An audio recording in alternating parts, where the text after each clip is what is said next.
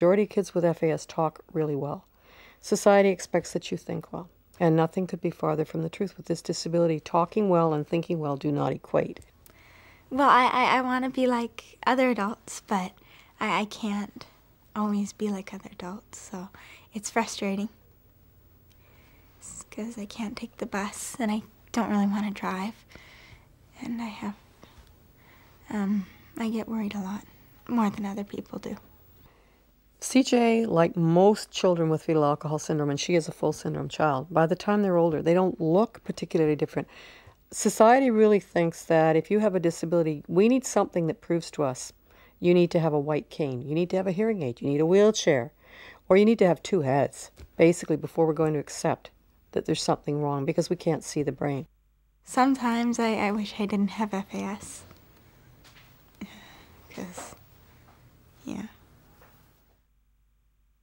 Fetal alcohol affected adolescents are usually half their age in terms of their emotional and social development. So if you're 16, you probably are acting more like an 8-year-old, but you're in a 16-year-old body and people are expecting you to act that way. If you have a child that's affected with fetal alcohol syndrome, that's not going to go away. It's there for life. Mental retardation, learning difficulties, attention deficit, always in trouble, always getting told off, never understanding why you're doing and what's happening to you. The children in this program are lucky. They have families to love them and care for them and support them. But difficulties often lead to problems. The majority of children with FAS end up in care, become homeless, run away, or get into trouble with the law.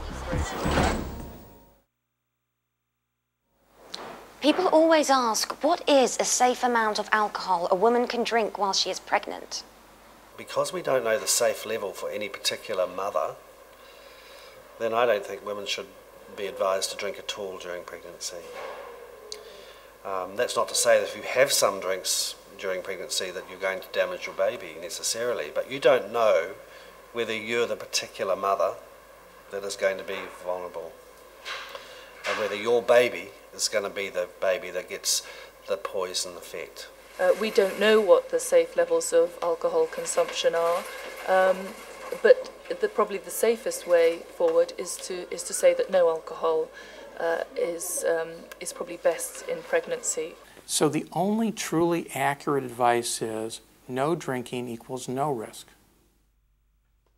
Kathy became a teenage mum when she gave birth to her daughter Carly at age 17.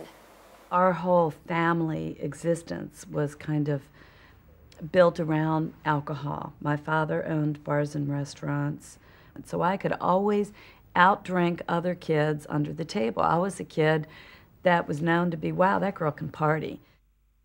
So I'd think, school or party? Party. So I was off. And of course I was sexually active and partying a whole lot, and of course I got pregnant, you know. I went to school for a little while and married the father of the baby, and he was 19, I was 16. I was a hippie mommy. So I was an earth mom and ate natural food and, you know, didn't eat meat, and didn't kill flies. What I continued to do, though, was drink wine. And so all the kids from high school would come over, because we had the party house, and, you know, would offer me drugs, and I'd say, oh, no, no, no, no. No, I'm pregnant, you know. I can't get high. And I would just drink wine, you know, and I didn't think of that as a drug, and I didn't think as that as a dangerous substance. They hadn't even identified that wine could cause permanent birth defects. When Carly was born, I was only 17, and her childhood was just nonstop going to doctors, going to specialists, trying to find out what was wrong with Carly. And it wasn't until she was 16 years old and I brought her to a university clinic to have her seen. The team of physicians sit there and affirm that what I had suspected was true, and that Carly had fetal alcohol syndrome. and was mentally retarded because I drank wine when I was pregnant. I mean, just the waves of guilt and remorse that flowed over me were just incredible. And at age 30, she's a great kid. Carly is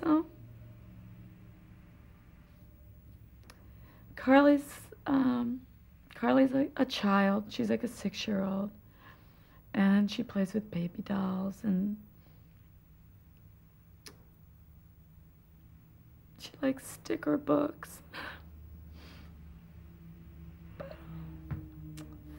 Together. Yeah, that is just the sun with all different colors. All over here, and these two did not get colored yet. But this kind of doll you can dress up with clothes. Mm-hmm. Her name is Diana, and she's one of my dollies.